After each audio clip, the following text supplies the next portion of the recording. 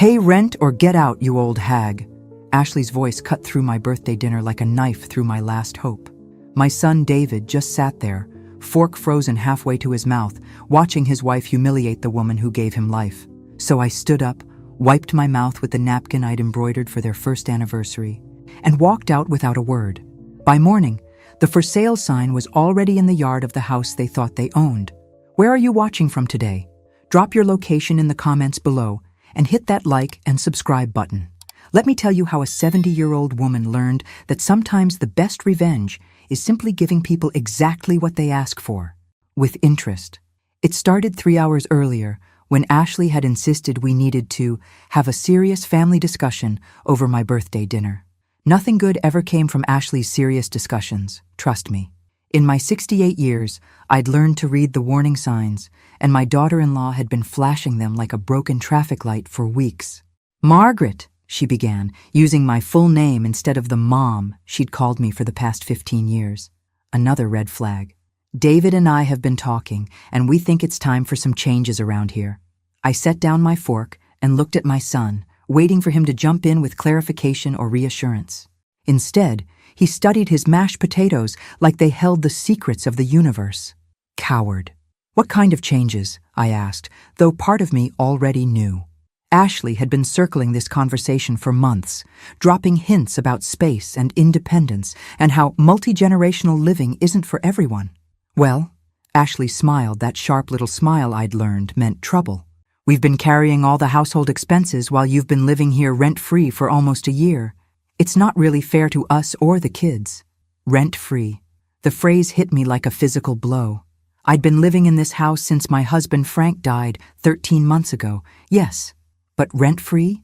I glanced around the dining room I'd painted last spring, at the new curtains I'd sewn for the windows, at the garden visible through the glass doors that I'd planted and tended every single day since moving in. "I've been contributing," I said carefully. "Groceries, utilities, the new roof repair last month." "That's not the same as paying rent," Ashley shot back. "And frankly, having you here is affecting our marriage. David and I need our space, our privacy. Our privacy. Because apparently my quiet presence in the guest bedroom was somehow interfering with their ability to live their lives in the other 5 bedrooms of this house." "How much rent did you have in mind?" I asked, buying time while my mind raced. Ashley and David exchanged a look. They'd rehearsed this. $1,500 a month, Ashley said, plus your share of utilities and household expenses. Call it $2,000 total. $2,000. From a woman whose only income was Social Security. They might as well have asked me to fly to the moon. The bitter irony wasn't lost on me. Ashley had maxed out 3 credit cards on designer clothes and spa treatments over the past year, and when she'd hinted about temporary financial help last Christmas, I'd suggested she create a budget instead of writing her a check. Now she was demanding I pay rent I couldn't afford in my own house. "And if I can't afford that?" I asked quietly. "Then you'll need to find somewhere you can afford," Ashley said, her voice getting sharper. "David and I aren't running a charity here. We have our own children to think about, our own future to secure." I looked again at my son, desperately hoping he'd finally speak up, maybe suggest a compromise or a more reasonable timeline. Instead, he nodded along with his wife's words like a bobblehead on a dashboard. That's when Ashley delivered the final blow, the words that changed everything. "Pay rent or get out, you old hag." The silence that followed was deafening. Even Ashley looked shocked by what had come out of her mouth, but not shocked enough to take it back, not shocked enough to apologize. I stood up slowly, my joints protesting after sitting through what I now realized had been a carefully orchestrated ambush. I folded my napkin and placed it beside my plate, the birthday cake Ashley had grudgingly bought from the grocery store still sitting untouched in its plastic container. "I understand," I said quietly. And I did understand. I understood that I'd been living in a fool's paradise, believing that family meant something to these people. I understood that Ashley saw me as nothing more than an inconvenience to be managed. And I understood that my son, the boy I'd raised to stand up for what's right, had chosen his wife's cruelty over his mother's dignity. I walked to my room, past the family photos lining the hallway, pictures of birthday parties and Christmas mornings, graduations and family vacations. All of it had been a lie, Or maybe it had been real once, and Ashley had slowly poisoned it until nothing genuine remained. In my bedroom, I pulled out the one box I'd never fully unpacked. The important papers I'd kept separate, just in case. Birth certificates, insurance policies, and at the bottom, a manila folder I hadn't opened in over a year. The deed to the house. You see, this house had been Frank's dream. He'd bought it 28 years ago as a surprise for our 40th wedding anniversary, planning to give it to David when we were ready to downsize. But Frank had been smart about the paperwork. The deed was in both our names, with full rights of survivorship. When Frank died, the house became mine. Completely, legally, undeniably mine. David knew this, of course. He'd been present when the lawyer read the will, had seen all the paperwork during probate. But somehow, in the months since Frank's death, we'd all fallen into the comfortable fiction that this was David and Ashley's house, and I was just a temporary guest. Well, temporary was about to get a whole new meaning. I called my real estate agent at 8 o'clock that evening, even though it was late on a Friday. Sarah Chen had been selling houses in our neighborhood for 20 years, and she owed me a favor from when I'd referred my neighbor Mrs. Patterson to her last spring. "Sarah, it's Margaret Williams. I need to sell my house. Fast." "Oh, Margaret, I'm sorry to hear that." "Is everything okay?" "Everything's about to be perfect. How quickly can we get this on the market?" "Well, if you're serious about a quick sale, I can have a photographer out tomorrow morning. We could list it by Sunday, maybe have showings by next week." "What about cash buyers? I seem to remember you mentioning some investors who buy houses quickly." "There are a few. The offers won't be full market value, but if you need speed..." Sarah's voice trailed off, sensing there was more to this story. "Speed is exactly what I need. Can you make some calls tonight?"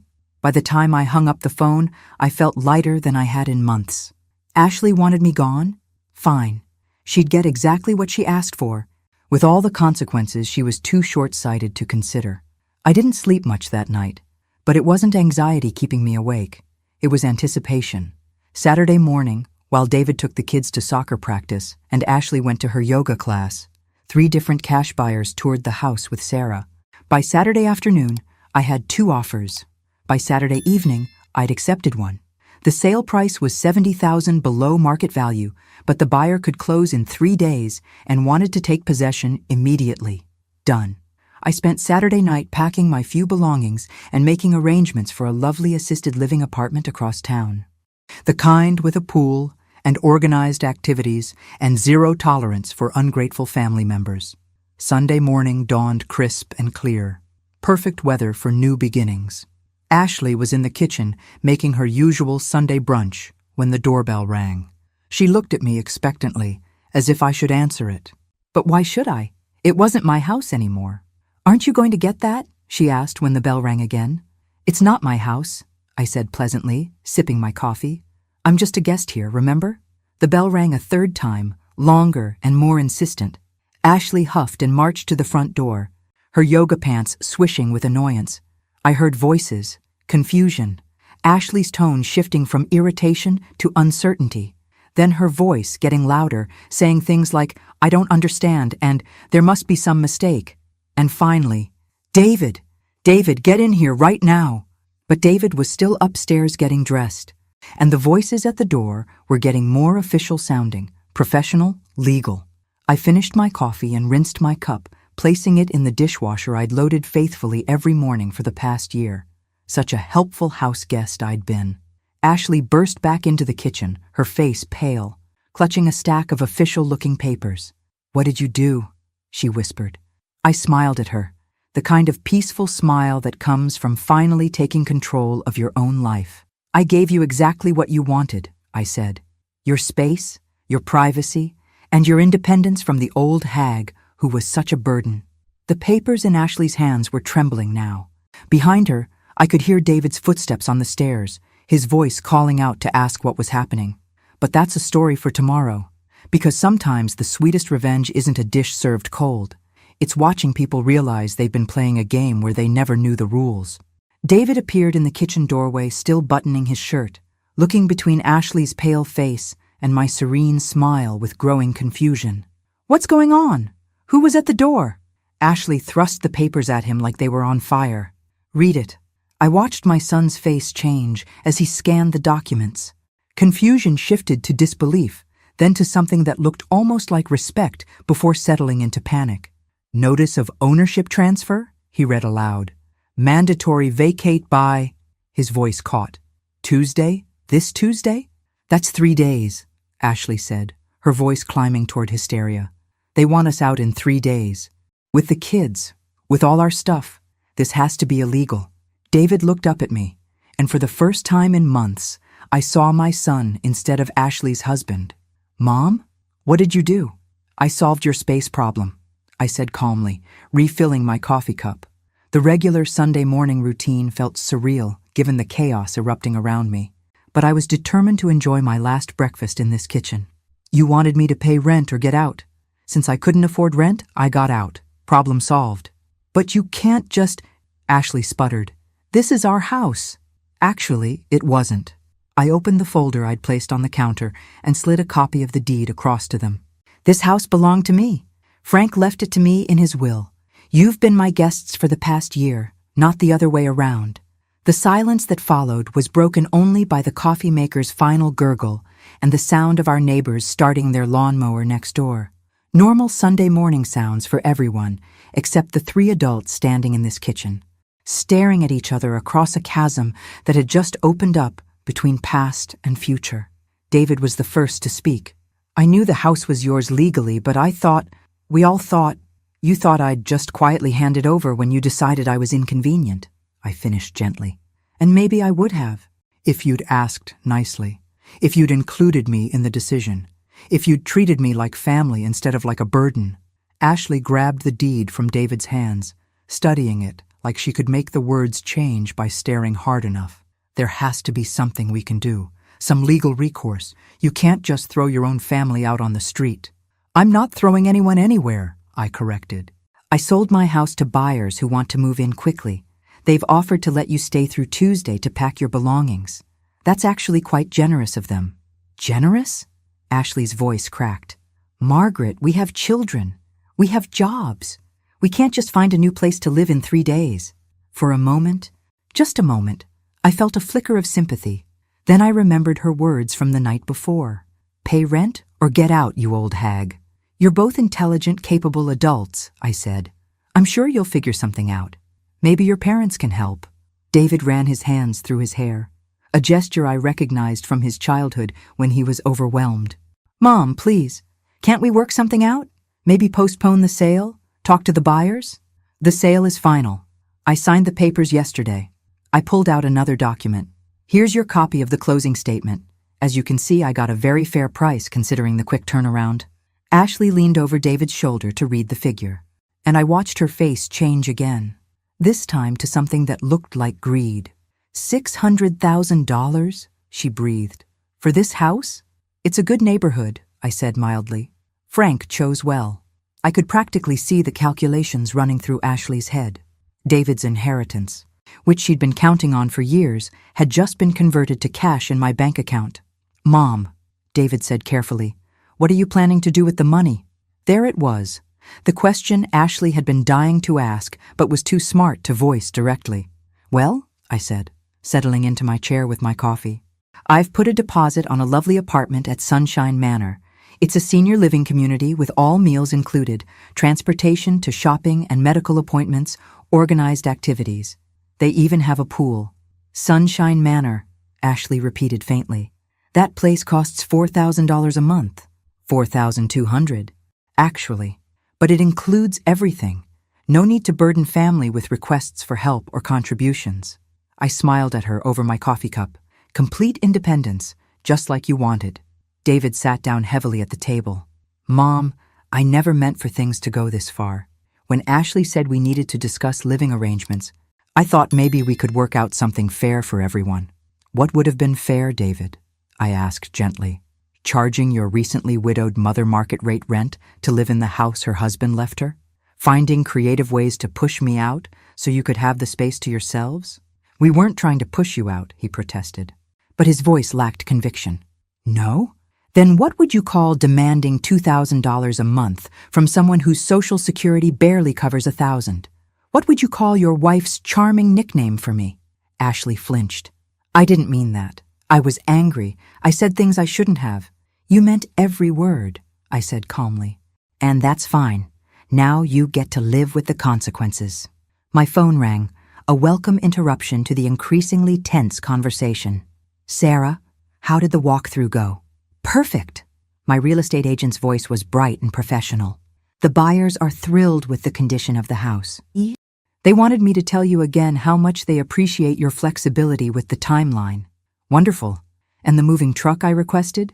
Scheduled for tomorrow morning at 9. They'll have you completely moved to Sunshine Manor by afternoon. Excellent. Thank you, Sarah.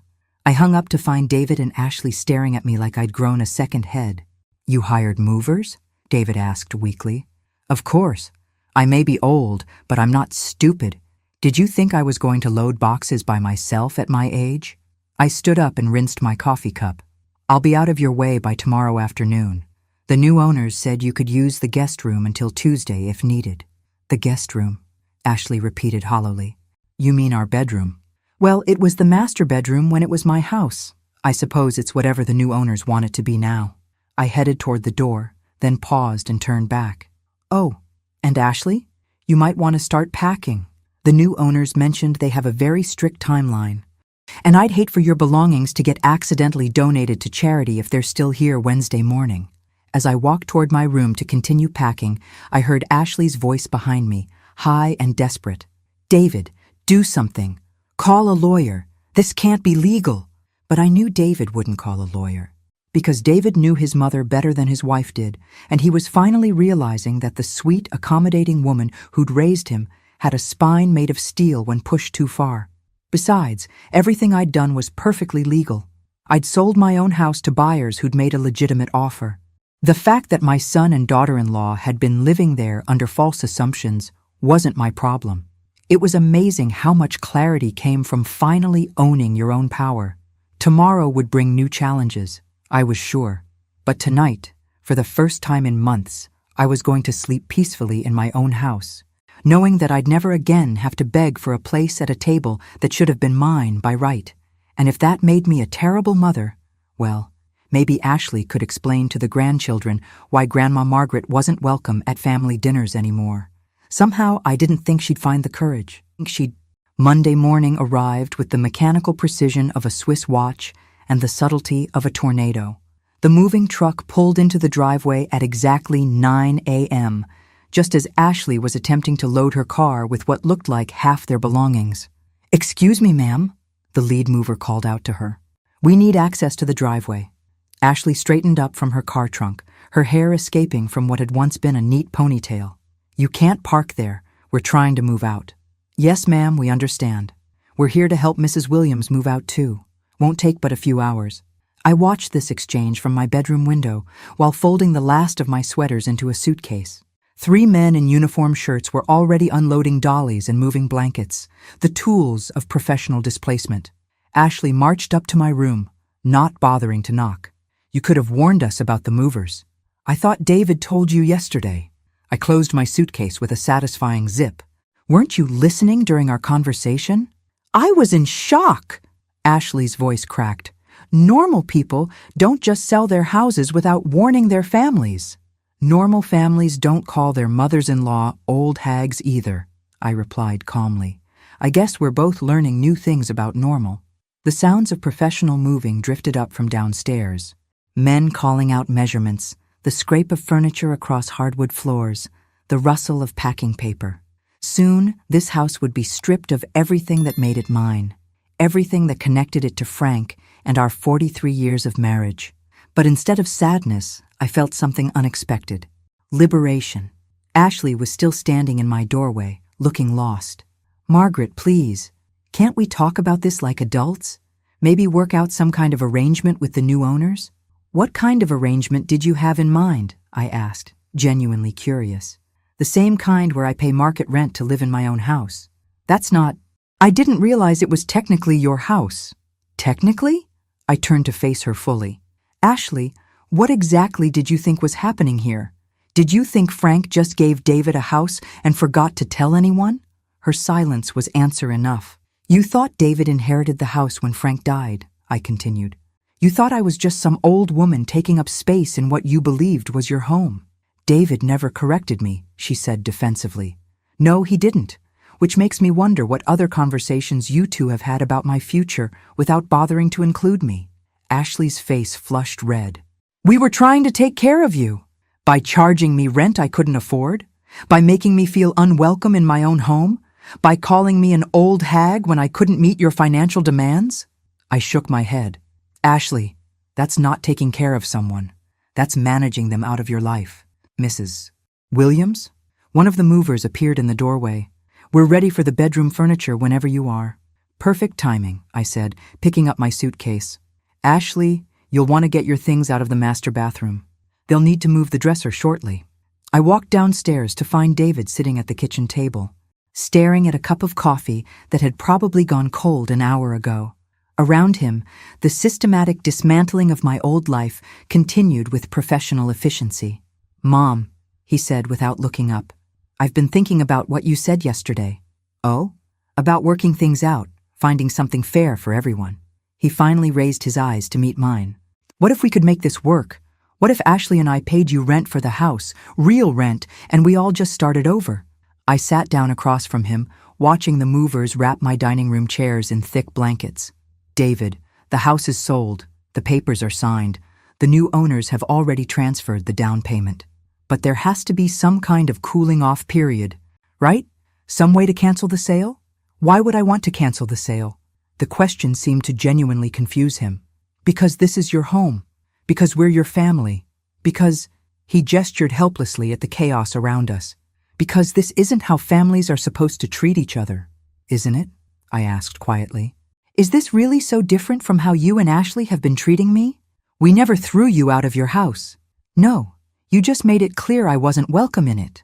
I watched one of the movers carefully lift the framed photograph from Frank's military service, the one that had sat on our mantel for 20 years.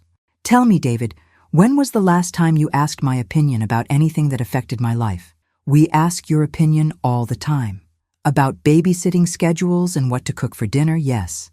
But when did you ask my opinion about how long I wanted to live here? About what kind of living arrangements would make me comfortable?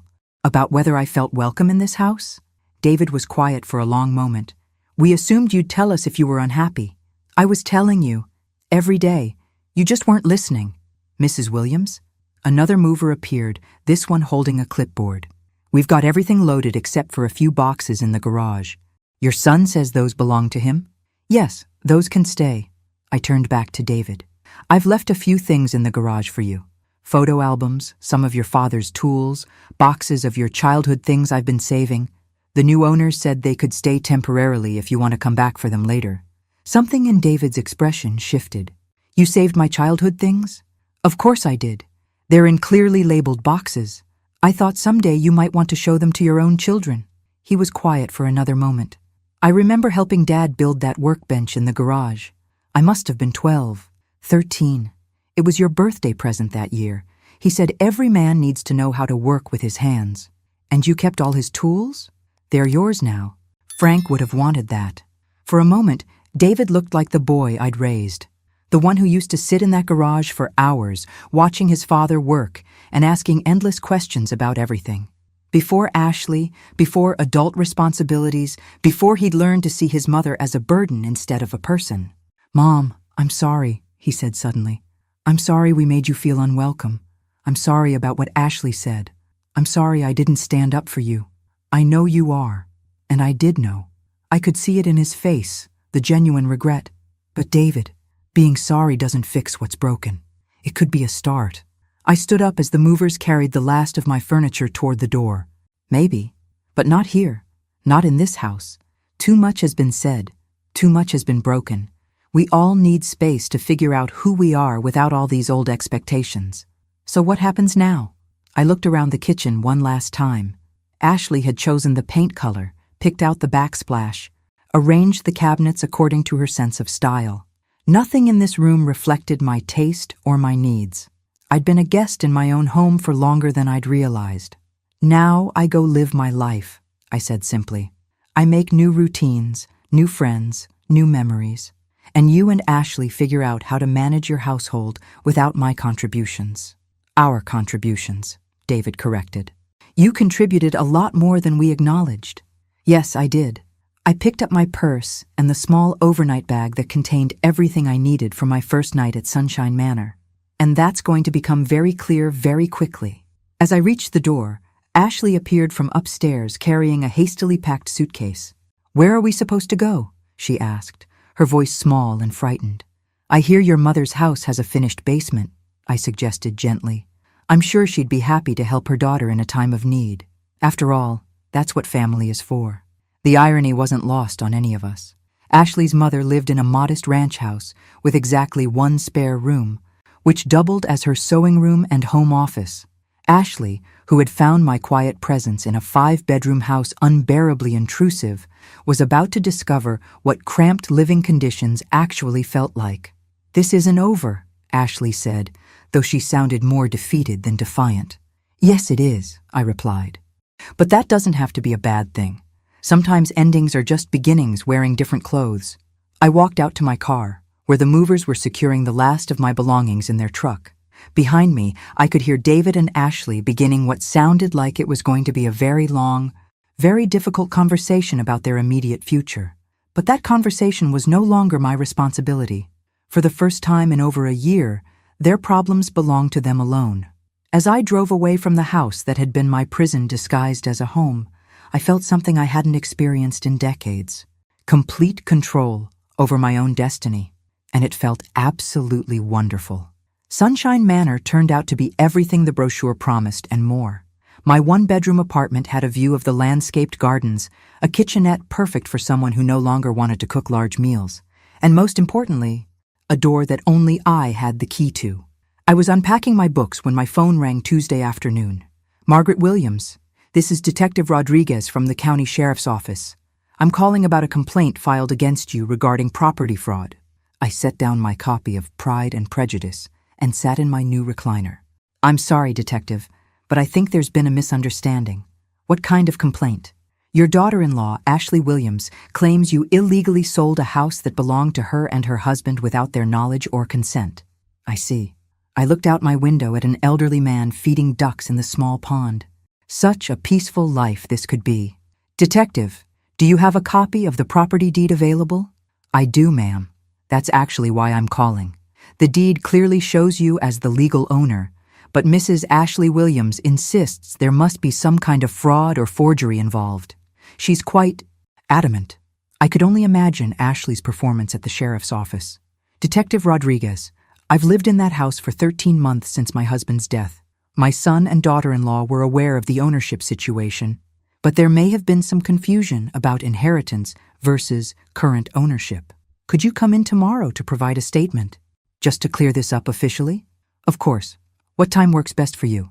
The next morning, I drove to the sheriff's office in my late-model sedan, the one Frank had insisted we buy because it had excellent safety ratings. I dressed carefully in my navy blue suit and pearls, the outfit I used to wear to Frank's business dinners when I needed to look respectable and unintimidating.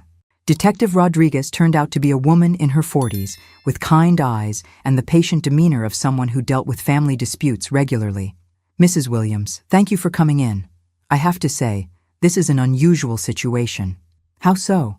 "Well, most property disputes involve people trying to keep houses they don't own. This is the first time I've had someone accused of illegally selling their own property." I smiled. I imagine Ashley made quite an impression. She did indeed. She also brought some interesting documentation with her. Detective Rodriguez pulled out a folder. "Did you sign a document last year giving your son power of attorney over your finances?"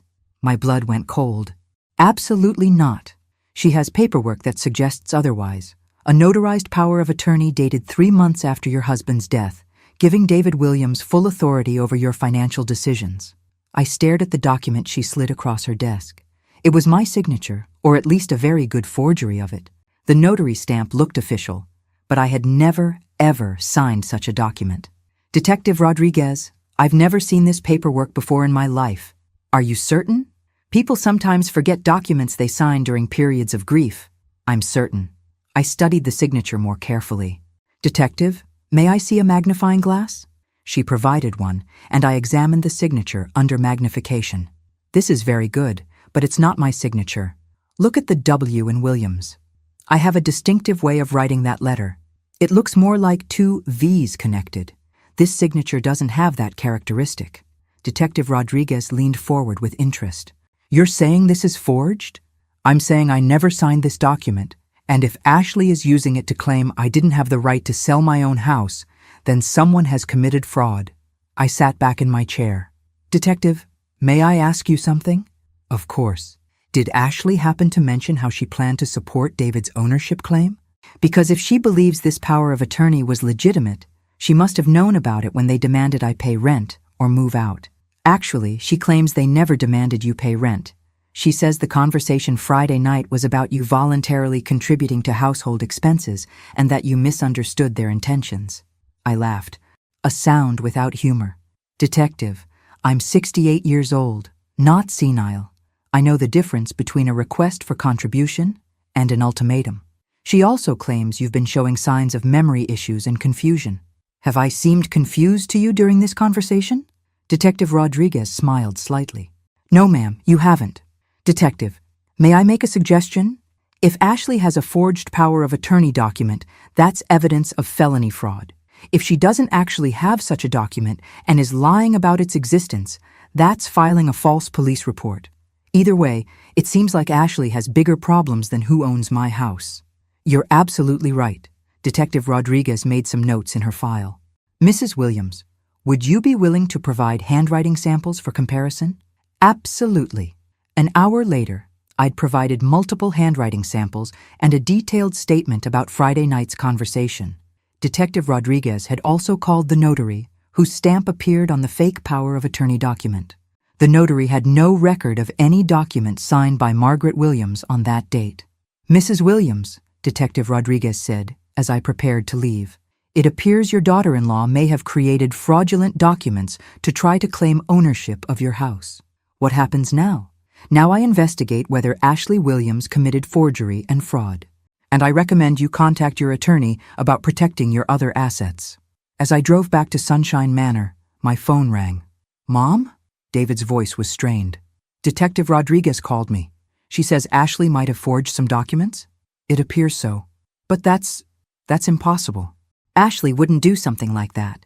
David, your wife tried to convince the police that I illegally sold my own house. She presented forged documents claiming you had power of attorney over my finances. What part of this seems impossible to you? Silence on the other end of the line. Mom, I swear to you, I never knew about any power of attorney document.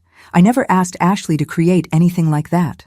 I believe you, I said, and I did. David was many things, but he wasn't a criminal. But your wife clearly had plans for my property that went far beyond charging me rent. What are you saying? I'm saying Ashley's been planning this for a while. The sudden demand for rent, the hostile treatment, calling me names. It was all designed to force me out so you could claim ownership of the house. The only problem was, she didn't realize I actually owned it legally. That's conspiracy. Yes, David, it is. When I hung up, I sat in my new living room and tried to process what I'd learned. Ashley hadn't just been cruel on Friday night. She'd been implementing a plan to steal my house, complete with forged legal documents. The question was, what other plans had she made, and what other forged documents might exist? I picked up my phone and called my attorney. Margaret, how are you settling in at Sunshine Manor? Very well, thank you. But James, I think we need to review all of my legal documents immediately. All of them. Is there a problem? I looked out at the peaceful garden where residents were gathering for afternoon tea, their lives blissfully uncomplicated by scheming relatives and forged paperwork. James, I think my daughter-in-law has been busier than any of us realized, and I have a feeling Friday night's drama was just the beginning. James Morrison had been my attorney for 15 years, handling everything from Frank's will to my insurance claims, and I'd never seen him look as grim as he did Thursday morning when I arrived at his office. Margaret, sit down. We need to talk. He opened a thick file folder that definitely hadn't existed when I'd called him yesterday. After our conversation, I did some preliminary checking. I called the bank, the insurance company, Social Security Administration, anyone who might have records of documents filed in your name. He pulled out a stack of papers. What I found is disturbing. How disturbing? Someone has been very busy with your identity. He spread the documents across his desk. Margaret, according to these records, you've been declared mentally incompetent by a court in the next county. The words hit me like a physical blow. What? 3 months ago, a petition was filed claiming you were suffering from dementia and could no longer manage your affairs. A court-appointed guardian was assigned to oversee your finances. James looked up from the papers. That guardian is listed as Ashley Williams. I stared at the documents, trying to process what I was seeing. Official court letterhead, a judge's signature, legal language declaring me mentally unfit. James, I've never been to court. No one ever served me with papers about any hearing. I know. That's what makes this criminal fraud instead of just civil fraud. He pulled out another document. Look at this one. A medical assessment claiming you've been diagnosed with severe dementia and require full-time care. I read the doctor's signature at the bottom, Dr. Richard Hoffman, a name I'd never heard before. I don't know this doctor. I've never been examined for dementia. Because this Dr. Hoffman doesn't exist. I checked with the medical board. No licensed physician by that name in the state. The scope of Ashley's deception was becoming clear, and it was breathtaking in its audacity. So according to these documents, you're mentally incompetent, under legal guardianship, and all your financial decisions must be approved by Ashley Williams, including the sale of your house. But I sold the house. The sale went through. Because you sold it in a different county, where these fraudulent documents weren't on file yet. Ashley was probably planning to use them to stop the sale, but your quick timeline beat her to it. I sat back in my chair, trying to absorb the magnitude of what Ashley had attempted. She was going to have me declared incompetent so she could control my money. More than that, look at this. James handed me another document. A proposed care plan recommending you be placed in a long-term memory care facility at a cost of $8,000 a month. $8,000? I did the quick math. That would have consumed my entire inheritance within 5 years. Exactly.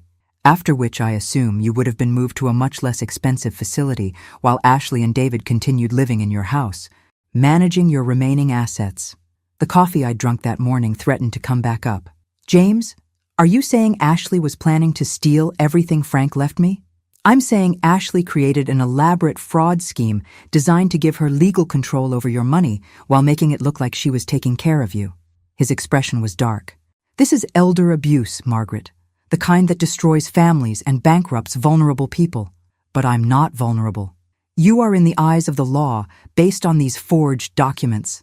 If Ashley had succeeded in getting these filed in your home county, you could have been forcibly committed to memory care while she emptied your bank accounts legally. I thought about Friday night's dinner, Ashley's demands, the calculated cruelty of calling me an old hag in front of my son. It hadn't been an emotional outburst. It had been a strategy to create evidence of family conflict that could be used to justify removing me from my home. What about David? Did he know? James pulled out one more document. Power of attorney paperwork, giving David control over your finances if anything happens to Ashley. Dated 2 weeks ago. So, David was Ashley's backup plan. It appears so. Though I notice his signature on this document looks different from the signature on other papers in your file. I think Ashley may have forged his signature too. My phone buzzed with a text message from David. Mom, can we meet? I need to tell you something important. I showed the message to James. What do you think he wants to tell me? Maybe he figured out what his wife was doing. Maybe he found copies of these documents. Or maybe Ashley told him, and he's trying to decide which side of this fraud case he wants to be on. I stared at David's message, remembering the boy who used to come running to me with scraped knees and hurt feelings, trusting that Mom would make everything better. When had that trust gotten so complicated? James, what's our next step legally? First, we file complaints with the district attorney in both counties. This is criminal fraud, identity theft, and elder abuse. Second, we notify all your financial institutions about the fraudulent documents and make sure your assets are protected. Third, we consider a civil lawsuit for damages. Damages? Emotional distress, legal fees, the cost of protecting your identity and credit. Ashley's actions have caused real harm, even though they didn't succeed. I looked out James's window at the courthouse across the street. where Ashley had apparently convinced a judge that I was mentally incompetent without me even knowing a hearing was taking place. "I want to file charges," I said quietly. "All of them." "Are you sure? This will be very public, very difficult for your family. Ashley made it difficult for my family when she decided to steal from me. I'm just making sure there are consequences for that choice." James nodded and reached for his phone. "I'll call Detective Rodriguez and set up a meeting. And Margaret, you should call David back. If he knows something about Ashley's plans, he needs to decide whether he's going to help the investigation or obstruct it." As I drove back to Sunshine Manor, I tried to imagine David's reaction when he learned the full scope of what his wife had done. Would he be shocked, angry, or would he try to minimize it, make excuses, find some way to blame me for forcing Ashley to desperate measures? I supposed I was about to find out which one of us he loved more, his manipulative wife or his supposedly incompetent mother. My phone rang as I pulled into Sunshine Manor's parking lot. "Mom, I really need to see you. Can I come over?" "Of course. I'm in apartment 314. I'll be there in an hour. And Mom, I'm sorry. About everything. But especially about what I found in Ashley's desk." So David had discovered Ashley's secret paperwork. The question was, how long had he known, and what was he planning to do about it? I had a feeling I was about to get answers to questions I'd been afraid to ask. David arrived at my apartment carrying a manila envelope and wearing the expression of a man who'd recently watched his entire life collapse. His hair was disheveled, his shirt wrinkled, and he looked like he hadn't slept in days. "Mom." He hugged me awkwardly, smelling faintly of coffee and desperation. "I need to show you something." I led him to my small dining area, where afternoon light streamed through windows overlooking the garden. Such a contrast to the chaos he was bringing into my peaceful new world. "David, before you say anything, I need you to know that I've already been to see James Morrison and Detective Rodriguez." His face went pale. "About the forged power of attorney?" "About all of it. The fake mental incompetency ruling, the fraudulent medical records, the guardian paperwork. David, did you know Ashley was planning to have me committed to memory care?" He sank into my new dining chair like a man carrying the weight of the world. "I found the files yesterday morning while she was at her mother's house. Everything was in a locked drawer in her desk. Court documents, fake medical records, even a brochure for that memory care place." "How long have you known?" "Since yesterday. I confronted her yesterday afternoon when she got home." David opened the envelope he'd brought and pulled out photocopies of documents I was becoming unfortunately familiar with. "She tried to tell me it was all backup planning in case you really did develop dementia someday." "And you believed her?" "For about 5 minutes, until I found this." He handed me a document I hadn't seen before, a detailed timeline in Ashley's handwriting outlining her plan month by month. March. Begin documenting M's memory issues and confusion. April. Establish medical records with cooperative doctor. May. File court petition for guardianship. June. Complete legal transfer of assets. July. Move M to memory care facility. Below that, in the same handwriting, estimated timeline for full control.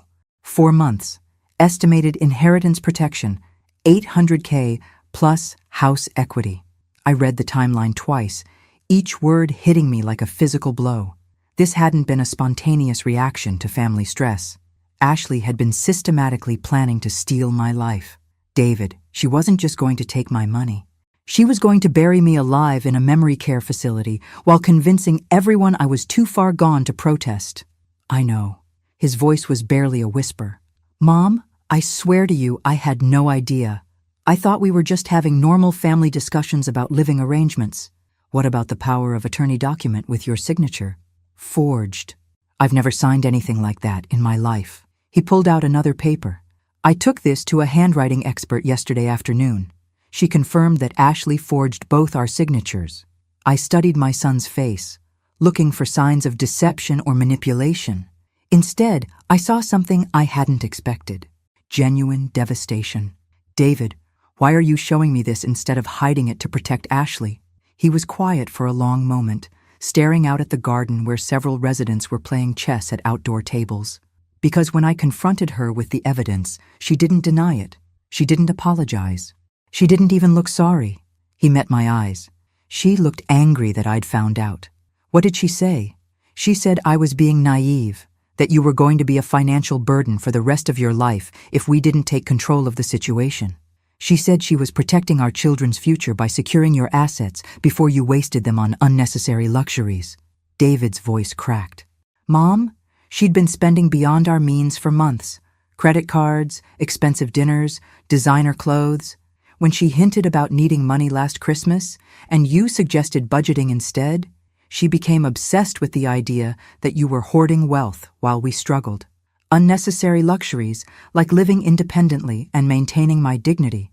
That's when I realized who I'd married. David's voice broke slightly. Mom, she actually said it would be easier for everyone if you just accepted that you belonged in memory care.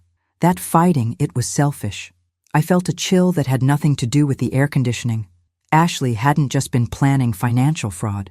She'd been planning to gaslight me into believing I actually needed institutional care. What else did she say? She said you selling the house proved you were making irrational decisions and that a competent guardian would have prevented it. She said the court documents were just formalizing what everyone could already see about your mental state. Everyone could see? I asked her what she meant by that. She said she'd been documenting your episodes for months. Conversations where you seemed confused, times when you forgot things, instances of poor judgment. I felt my stomach drop. David, what episodes? I haven't had any episodes. I know that now, but Ashley had notebooks full of detailed entries. Dates, times, witnesses. It all looked very official. All fabricated. But convincing enough that a judge signed off on the incompetency ruling without requiring you to be present for evaluation. I stood up and walked to my window, looking out at elderly residents who were living their lives with dignity and independence. People who might be slower than they once were, who might need help with certain tasks, but who were still fully human beings deserving of respect. David, Ashley wasn't just planning to steal my money. She was planning to steal my personhood. I know. And you're sure you never suspected anything? He joined me at the window. I suspected Ashley resented having you live with us. I suspected she wanted more privacy and independence. But Mom, I never imagined she was capable of something like this. What happens now between you and Ashley? I've already moved out. I'm staying at a hotel with the kids until I can find an apartment. David's reflection in the window looked older than he had just a week ago. I can't be married to someone who would do this to you. And Ashley's reaction to that decision? She says I'm choosing you over my own family. She says I'm destroying our children's lives for the sake of an old woman who doesn't have many years left anyway. The casual cruelty of Ashley's words shouldn't have surprised me anymore. But they still stung. I'm sorry, David. I know this isn't easy. Don't you dare apologize for this, he said firmly. This isn't your fault. This is what happens when someone reveals who they really are underneath all the charm and manipulation. My phone rang. Detective Rodriguez. Mrs. Williams? We've made an arrest in your case. Ashley Williams is being charged with elder fraud, identity theft, and filing false court documents. I looked at David, whose expression had shifted from devastation to something that looked almost like relief. Thank you, Detective. What happens next? Next, she faces the consequences of deciding that your mother's life was worth less than her own convenience. After I hung up, David and I sat quietly for a few minutes, watching the peaceful life of Sunshine Manor continue outside my window. Mom, David said eventually, I know I can't undo what's happened, but I want you to know that I'm going to testify against Ashley if this goes to trial. That won't be easy for the children. No, it won't. But they need to learn that actions have consequences, even for people we love, especially for people we love. I reached over and squeezed my son's hand, feeling like I was finally meeting the man I'd raised him to become. And David, you're always welcome here for dinner if you'd like. I make an excellent lasagna in my little kitchenette. For the first time since Friday night, my son smiled. I'd like that very much. Outside, the sun was setting over Sunshine Manor's gardens, painting everything in shades of gold and possibility. Tomorrow would bring lawyers and court hearings and difficult conversations with grandchildren. But tonight, I was going to cook dinner for my son in my own apartment, in my own space, on my own terms. And that felt like victory. The preliminary hearing was scheduled for the following Thursday, which gave me a week to prepare for what James warned would be an emotionally challenging experience. Ashley had hired a high-powered attorney who was apparently planning to argue that her actions were motivated by legitimate concern for my mental health rather than financial greed. She's going to claim you exhibit signs of dementia and that she was trying to protect you from making poor financial decisions, James explained during our Tuesday meeting. Her lawyer will probably point to the house sale as evidence of impaired judgment. Selling my house at below market value to get away from people who were abusing me shows impaired judgment? According to Ashley's narrative, yes. She's claiming the speed of the sale and your willingness to accept a lower offer prove you weren't thinking clearly. I laughed, but there was no humor in it. So Ashley creates a hostile environment designed to force me out, then uses my response to that hostility as evidence that I need her to make my decisions for me? Exactly. It's a sophisticated form of gaslighting, and it might have worked if you hadn't discovered the forged documents so quickly. My phone buzzed with a text from David. Kids want to see you. Can they visit this afternoon? I showed the message to James. What should I tell them about what's happening? Tell them the truth. Appropriate for their ages. They're going to hear about this anyway, and children handle difficult truths better than adult lies. At 3 o'clock, David arrived at Sunshine Manor with 10-year-old Emma and 7-year-old Michael.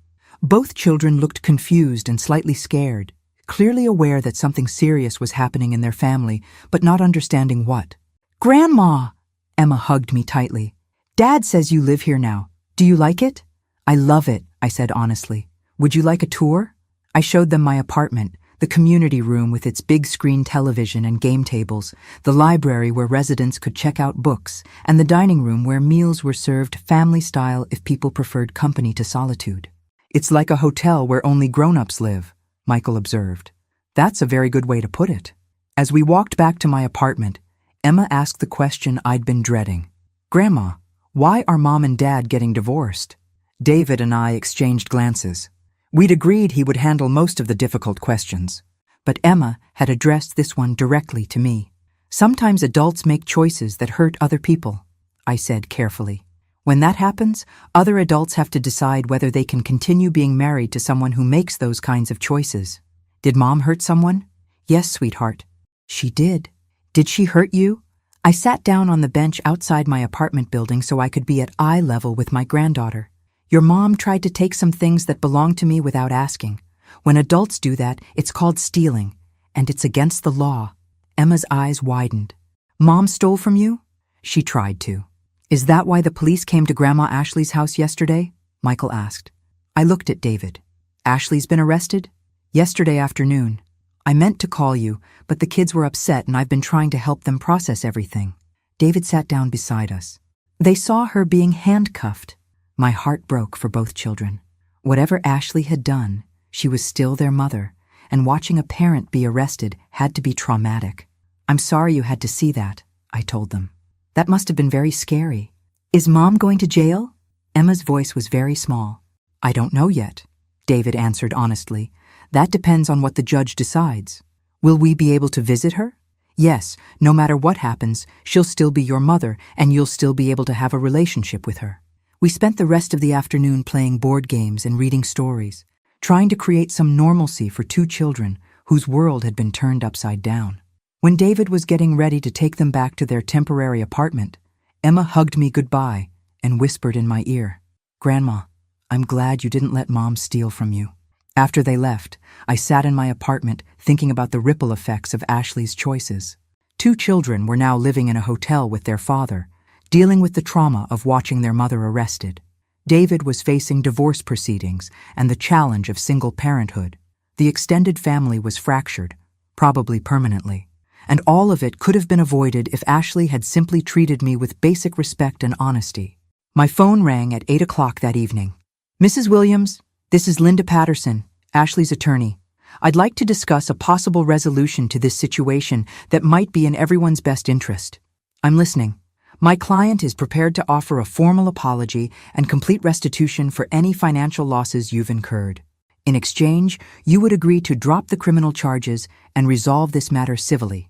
"What kind of restitution?" "Payment for your legal fees, compensation for your distress, and a signed agreement that she will have no further contact with you or your financial affairs." I thought about Emma and Michael.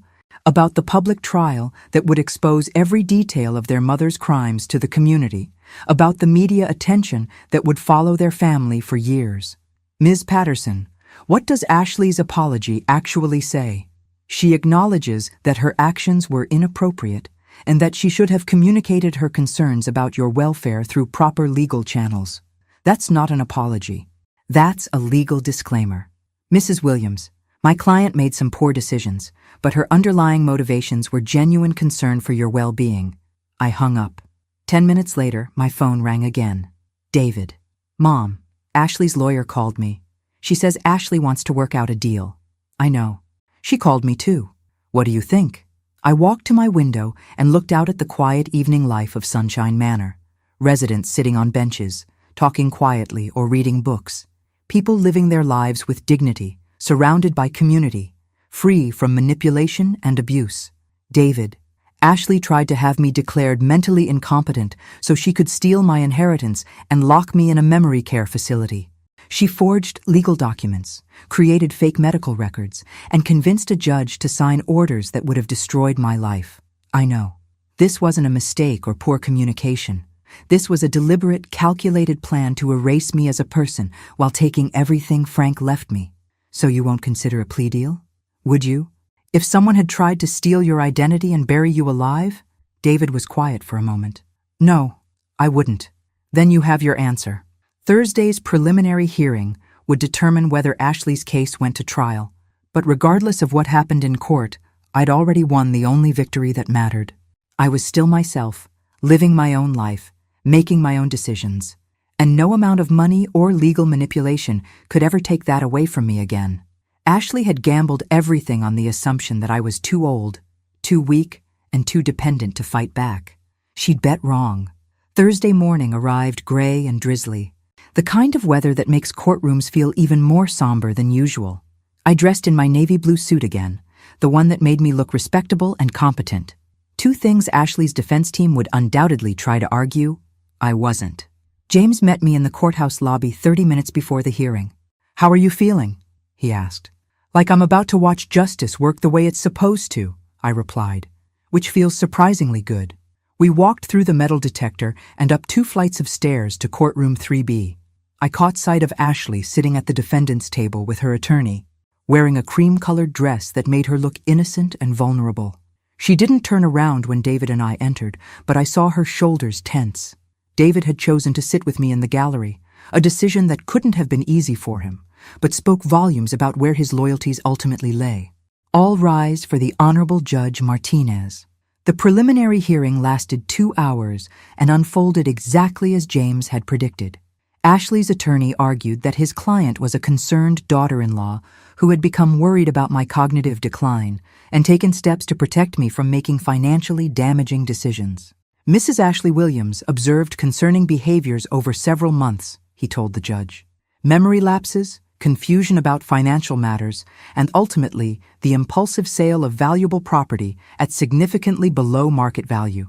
When it was the prosecution's turn, they methodically dismantled Ashley's narrative with evidence. The forged signatures on the power of attorney documents, the fake medical records signed by a non-existent doctor, the court filings in a different county designed to circumvent proper legal procedures. Your Honor, the prosecutor said, this wasn't a family member trying to help. This was a predator who identified a vulnerable target and systematically planned to steal her assets while making it look legal. The most damaging evidence came when Detective Rodriguez testified about finding Ashley's handwritten timeline in her desk. The defendant created a 4-month plan to gain control of the victim's finances and property, Rodriguez read from the document. This included falsifying medical records, forging court documents, and moving the victim to an expensive care facility that would have depleted her assets within 5 years. Judge Martinez asked to examine Ashley's timeline personally, reading it twice before looking directly at Ashley. Ms. Williams, this appears to be a premeditated plan to defraud an elderly family member. Do you have an explanation for this document? Ashley's attorney whispered something in her ear before she answered. Your Honor, I was researching options for my mother-in-law's care in case she needed them in the future. The timeline was hypothetical planning. Hypothetical planning that included forged signatures and fake medical records? I made some poor judgment calls while trying to prepare for a difficult situation. Judge Martinez was quiet for a long moment, reviewing the evidence spread across his bench. Finally, he looked up. Ms. Williams, the evidence presented suggests this was not poor judgment, but deliberate elder abuse and fraud. I'm ordering you bound over for trial on all charges. Ashley's face crumpled, and for the first time since this ordeal began, she looked genuinely remorseful. But I suspected her tears were more about getting caught than about the harm she'd tried to cause. As we filed out of the courtroom, Ashley's attorney approached James. My client would still be interested in discussing a plea agreement. What kind of plea? James asked. Guilty to a lesser charge, restitution, probation, and community service. No jail time? We'd prefer to avoid incarceration. Given that Ms. Williams is a mother of 2 young children, I thought about Emma and Michael, about how confusing this must be for them, about how Ashley's choices had created chaos in their lives through no fault of their own. What would she plead guilty to? I asked. Fraud in the 3rd degree, a felony, but with the possibility of probation for a first-time offender. James looked at me questioningly. It's your decision, Margaret. I considered the offer. Ashley would have a felony conviction on her record, which would follow her for the rest of her life. She'd pay restitution and presumably receive several years of probation. But she'd be home with her children instead of in prison. What about the restitution amount? Full compensation for your legal fees, plus damages for emotional distress. We're thinking somewhere around $50,000. I almost laughed. $50,000 for trying to steal $800,000 and destroy my life in the process. But then I remembered Emma's scared face, Michael's confusion, David's exhaustion from trying to hold his family together while his world fell apart. I'll consider it, I said finally, but I have conditions. What kind of conditions? Full admission of guilt in open court, no blaming me for forcing her to desperate measures, no claiming she was protecting me from my own poor judgment, and a formal apology that acknowledges the harm she intended to cause. Ashley's attorney looked uncertain. I'll discuss it with my client. As we walked out of the courthouse, David fell into step beside me. What are you thinking about the plea deal? He asked. I'm thinking about your children, I said honestly. They've already seen enough trauma. But David, I won't accept anything less than full acknowledgement of what Ashley planned to do. No minimizing, no excuses, no shifting blame. That's fair. We reached the courthouse steps where a light rain was still falling. David had parked next to James's car, and we stood under the covered entrance while James retrieved some paperwork from his vehicle. Mom, David said quietly, I want you to know that regardless of what happens with the plea deal, I'm filing for divorce. I can't stay married to someone who would do this to you. I'm sorry it's come to that. I'm not. You were right when you said some bridges can't be rebuilt once they're burned. Ashley burned this one when she decided you were disposable. James returned with a folder of documents. Margaret, I need your signature on a few forms related to the civil restitution claim. As I signed the papers, I thought about how much my life had changed since the previous Friday. A week ago, I'd been living in my son's house, trying to be grateful for a space that never felt like home, walking on eggshells around a daughter-in-law who saw me as a burden. Now I was living independently, surrounded by people who chose to be there, free from manipulation and abuse. I had my own space, my own schedule, my own decisions to make. Ashley had tried to take all of that away from me, believing that an elderly woman had no right to autonomy or dignity. She'd been wrong about my capacity to fight back, wrong about my son's willingness to protect me, and wrong about her ability to manipulate the legal system. Most importantly, she'd been wrong about my value as a human being. James, I said, handing back the signed forms, if Ashley agrees to the plea deal with my conditions, I'll accept it. But if she tries to minimize what she did or blame me for her choices, we go to trial. Understood. As I drove back to Sunshine Manor, I felt something I hadn't experienced in years, complete confidence in my own judgment. Ashley had tried to convince me that I couldn't manage my own affairs, that I needed someone else to make decisions for me, that my age made me incompetent and vulnerable. She'd been wrong about all of it. I was 70 years old, and I was just getting started. The call came Friday morning while I was having breakfast in Sunshine Manor's dining room with my new friend Eleanor, a retired teacher who'd moved in last month after her own family drama involving financial manipulation. "Mrs. Williams, this is Linda Patterson, Ashley's attorney. My client has agreed to your conditions for the plea agreement." I set down my coffee cup and moved to a quieter corner of the dining room. All of them? Full admission of guilt, formal apology acknowledging intended harm, and acceptance of all financial responsibility. She'll enter the plea Monday morning at 9. After I hung up, Eleanor raised her eyebrows. "Good news? The woman who tried to steal my life has agreed to admit what she did in open court and pay the consequences. Justice served, then?" I thought about Emma and Michael, about David starting over as a single father, about the ripple effects that would continue for years. "Justice served," I agreed, though I'm not sure anyone really wins when families implode like this. Monday morning brought unexpected sunshine, the kind of crisp October day that makes everything seem possible. I arrived at the courthouse early, wanting to be settled before Ashley's plea hearing began. David was already there, sitting in the same seat he'd occupied during the preliminary hearing. He'd brought the children with him, which surprised me until I remembered that their school had teacher development days this week. "I thought they should be here," he explained when I sat down beside him. "They need to see that actions have consequences, even for people we love." Emma and Michael sat quietly between David and me, clearly sensing the solemnity of the occasion, even if they didn't fully understand the legal proceedings. At exactly 9 o'clock, Ashley was led into the courtroom wearing handcuffs and an orange jumpsuit. She'd been in county jail since failing to make bail after Thursday's hearing, a consequence her high-powered attorney apparently hadn't anticipated. She looked smaller than I remembered, diminished in a way that had nothing to do with her clothing. When she caught sight of Emma and Michael in the gallery, her composure finally cracked completely. "All rise for the Honorable Judge Martinez." The plea hearing followed a formal script. Ashley stood before the judge and answered a series of questions confirming that she understood the charges against her and the consequences of pleading guilty. "Do you understand that by pleading guilty to elder fraud in the first degree, you will be convicted of a Class C felony?" "Yes, Your Honor." "Do you understand that this conviction carries a possible sentence of up to 5 years in prison?" "Yes, Your Honor." "How do you plead to the charge of elder fraud in the first degree?" Ashley's voice was barely audible. "Guilty." "How do you plead to the charge of identity theft in the second degree?" "Guilty." "How do you plead to the charge of filing false court documents?" "Guilty." Judge Martinez reviewed the plea agreement, including the restitution terms and my requirement for a formal apology. "Ms. Williams, as part of this agreement, you've agreed to make a statement acknowledging the harm you intended to cause your mother-in-law. Are you prepared to make that statement now?" Ashley's attorney whispered something in her ear, but she shook her head and stepped forward.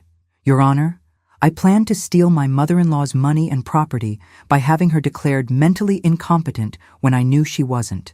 I forged legal documents, created fake medical records, and tried to convince a court that she needed to be placed in a care facility against her will." Her voice grew stronger as she continued. "I did this because I wanted control of her inheritance, not because I was concerned about her welfare. I tried to destroy her independence and dignity for my own financial benefit." Ashley turned to face me directly. "Margaret, I tried to steal your life from you because I thought you were too old and weak to stop me.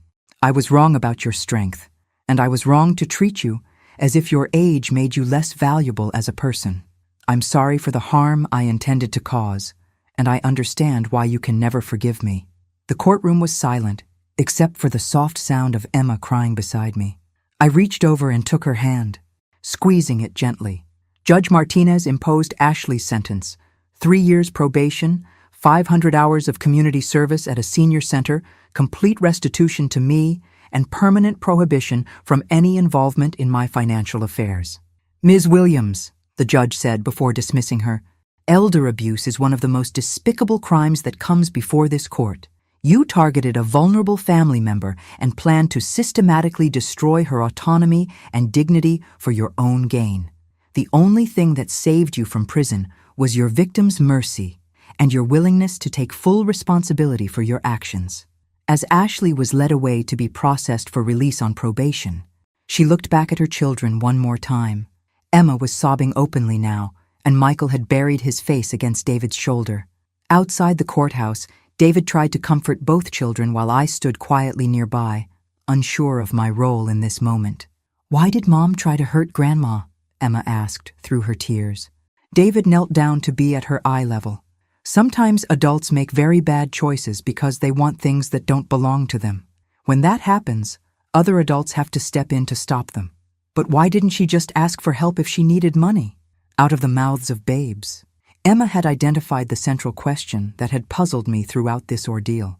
If Ashley and David were struggling financially, why hadn't they simply talked to me about it? I would have been happy to help with reasonable requests. "That's a very good question," I told Emma. "And I think the answer is that your mom didn't want help. She wanted control. What's the difference? Help means asking someone to support you through difficult times. Control means taking away someone else's right to make their own decisions." As we walked to our cars, David fell into step beside me. "Mom, I know the kids are going to need therapy to process all this. Would you be willing to participate in some family sessions? Not with Ashley, but to help Emma and Michael understand what happened and maintain their relationship with you?" "Of course." "And Mom? Thank you for accepting the plea deal. I know you could have sent her to prison." I looked back at the courthouse where Ashley's crimes had finally been acknowledged and punished, then forward to the peaceful life waiting for me at Sunshine Manor. "David, I learned something important through all of this. The best revenge isn't destroying someone else's life. It's living your own life so well that their attempts to harm you become irrelevant." That afternoon, I sat in my apartment reading a book while autumn sunlight streamed through my windows. Tomorrow, I would start volunteering in the children's reading program at the local library. Next week, I had a dinner date with Eleanor and some of her friends. Next month, I was planning to visit my sister in Colorado for the first time in years. My life was full of possibilities that had nothing to do with Ashley's schemes or David's guilt or anyone else's expectations of how a 70-year-old widow should behave. I was finally free to be exactly who I wanted to be, and that, I thought as I turned the page of my book, was worth more than any inheritance Ashley could have stolen.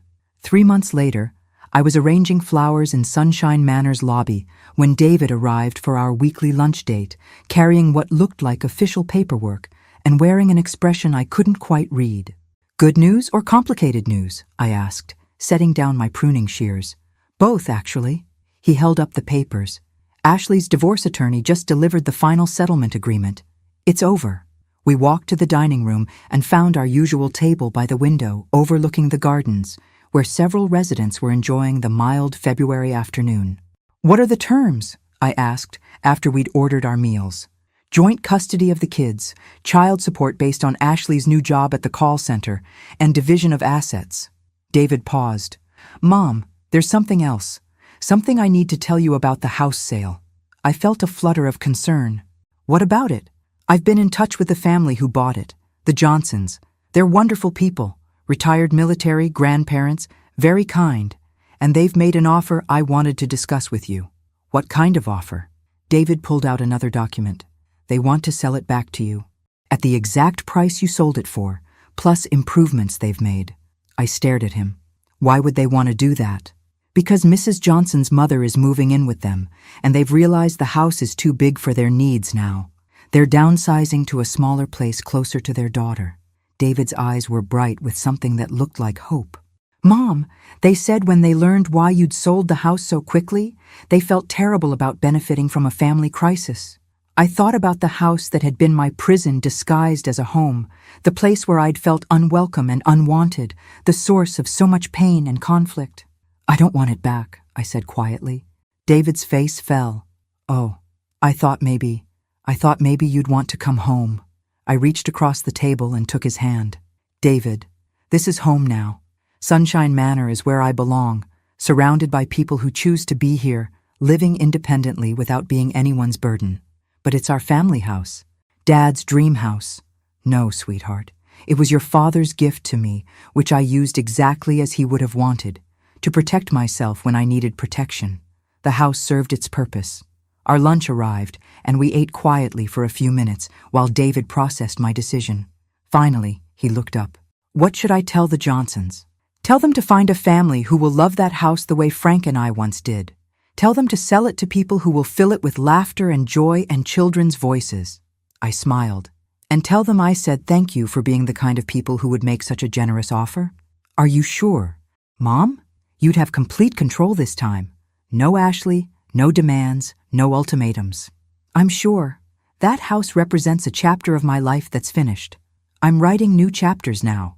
After David left, I walked through Sunshine Manor's common areas, greeting friends and neighbors, stopping to watch a competitive bridge game in the card room, listening to Mr. Peterson practice piano in the music room. This was my community now. People who understood that aging didn't mean becoming invisible or irrelevant. People who supported each other without keeping score, who offered help without expecting control in return. That evening, I was reading in my apartment when someone knocked on my door. Emma stood in the hallway holding a handmade card and looking slightly nervous. "Hi, Grandma. Dad said I could visit if it was okay with you." "It's always okay with me, sweetheart. Come in." She handed me the card, which she decorated with flowers and glitter. Inside, in her careful 9-year-old handwriting, she'd written, "Thank you for teaching me that being strong doesn't mean being mean." Emma, what a beautiful card. Thank you. I made one for Mom too, but it says something different. What does it say? It says, "I love her, but I don't like what she did, and I hope she learns to be sorry for real." Not just sorry she got caught. I hugged my granddaughter, marveling at her wisdom and clarity. That's a very grown-up thing to understand. Dad says you're going to help us in therapy to talk about everything that happened. If you want me to, yes. I want you to. Because I want to understand why grown-ups sometimes do terrible things to people they're supposed to love. That's a very important question. And I think working together, we'll find some answers. After Emma left with David, I stood on my small balcony, watching the sunset paint the sky in shades of pink and gold. 6 months ago, I'd been living a life defined by other people's expectations, accommodating everyone else's needs while ignoring my own. Tonight, I was exactly where I belonged, independent, respected, surrounded by community, but beholden to no one.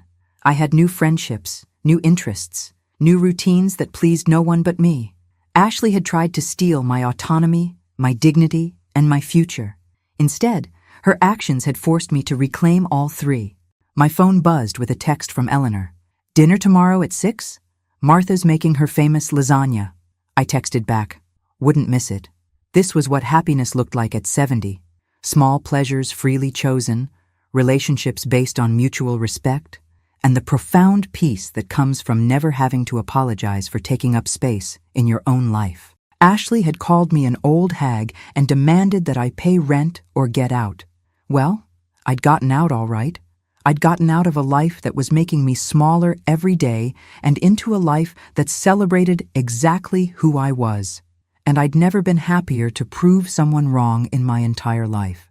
The next morning, while Ashley was starting her community service at Riverside Senior Center across town, where she would spend the next 500 hours learning to treat elderly people with the respect she'd never shown me, I was having breakfast with friends, planning my day according to my own preferences, living my life on my own terms. Justice, I thought, as I watched the sunrise through my dining room window, sometimes looks less like revenge and more like freedom. And freedom, it turned out, was the sweetest victory of all. Thanks for listening. Don't forget to subscribe and feel free to share your story in the comments. Your voice matters.